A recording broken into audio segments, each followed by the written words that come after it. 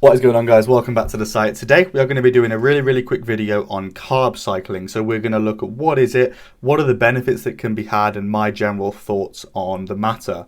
So with that being said, firstly, what is carb cycling? Essentially, it is just a cycle of carbohydrates.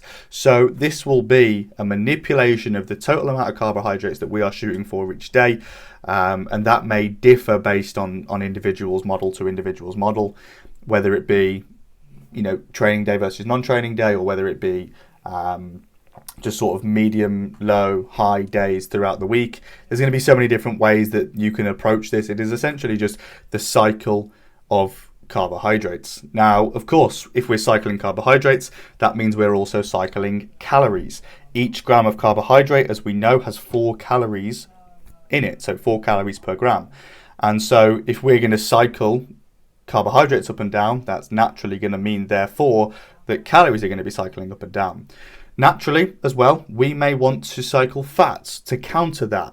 Otherwise, we're just going to be having super high calories and then pretty low calories. So we may want to cycle them against each other on a day of training compared with a day of non-training day, for example. And so therefore it's also going to be a little bit of fat cycling. Naturally as well, we can cycle our protein. It's something that I am and I'm not a fan of. I don't think that it's particularly necessary, but in the way that I like to do it on a training day versus non-training day basis, it is something that I will differ a little bit. But again, for most models, it will actually remain relatively constant. And again, that's something that you can play about with, something that you can compare and contrast individuals' thoughts and come up with your own opinion on how you want to structure it.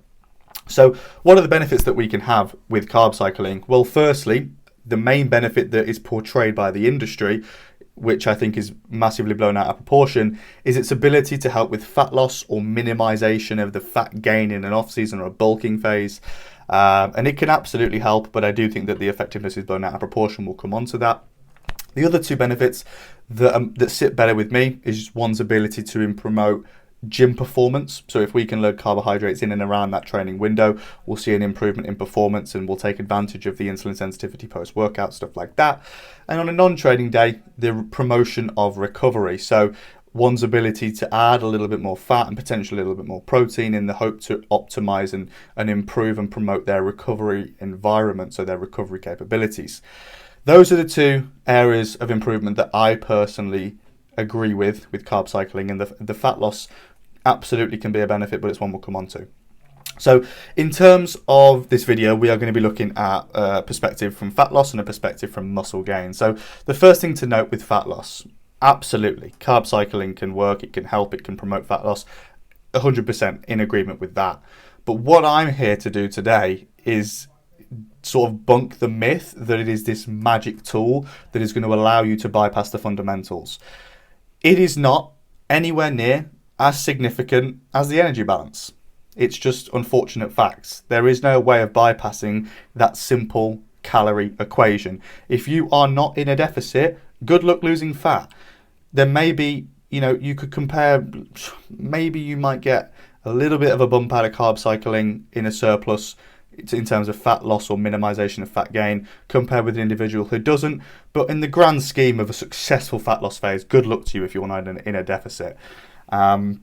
And so that's the first thing to note. It's never going to bypass the simple fundamental equation of calories in versus calories out. The second thing to note is that if you are splitting it up on a low, medium and high day in terms of your carbohydrate intake, be careful with how high that high day is going, because you may be in a deficit on the low day. You may even be in a deficit on the medium day. But if you're in a surplus, a significant surplus on that high day, and it invalidates the deficit that you've just worked for 6 days, again, good luck to you in a fat loss phase. It's important that when you do go high, you don't have the attitude that maybe one would have of, oh, well, I've been in a deficit for 6 days, so I can go overboard and it won't matter, because we know it's an average from the week. If your average calories are still well above the maintenance, again, good luck to you. So it's important that you don't go overboard and spill into a surplus after we're working so hard for 6 days. So that's a little thing that's important to note. Now, in terms of building muscle tissue, again, Absolutely, it can help. And there are many benefits to doing so, such as we may see a bump in insulin sensitivity. If you are in an environment of low carbohydrates, or if you're in a carb depleted state for a short period of time, you may become more efficient at utilizing carbohydrates and moving that into the muscle as glycogen. So there are going to be benefits at play that will contribute to muscle gain. But once again, if you're not in a calorie surplus and you're not promoting an environment to progress in the gym, and you're not looking after things like your sleep and your general recovery capabilities, good luck building a substantial amount of muscle mass.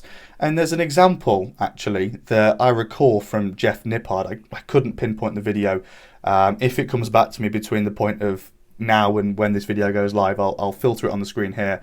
If there's nothing on the screen, then I apologize. But there was a video a while back from Jeff Nippard where he explained and visualized this process as a car. The fuel of the car is your nutrition, and the engine of the car is your training.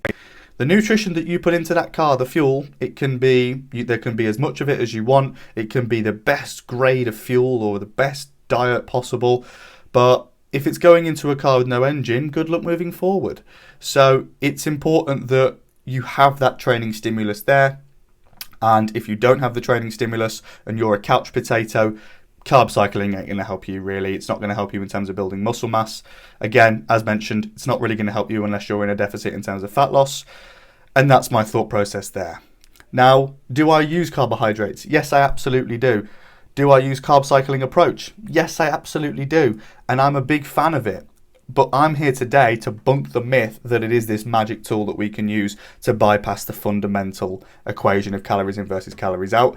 That's not possible. Nor can we bypass the one's ability to have to control for a training stimulus, have to control for progressive overload within that gym session, and having to control for other aspects of your recovery capabilities, such as your active recovery and sleep quality. So yes, I use it on a daily basis. I use it with myself, I use it with clients, and I think that it's a fantastic tool.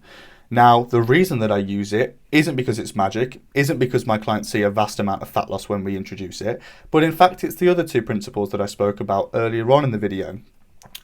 The ability to promote gym performance. If we can load more carbohydrates pre and intra, we are going to perform better. If we perform better, we will achieve more progressive overload. If we achieve more progressive overload, we'll see more gains there. So it's the indirect benefit. Secondly, post-workout. If we can take advantage of that insulin sensitivity with more carbohydrates, again, I'm all for that.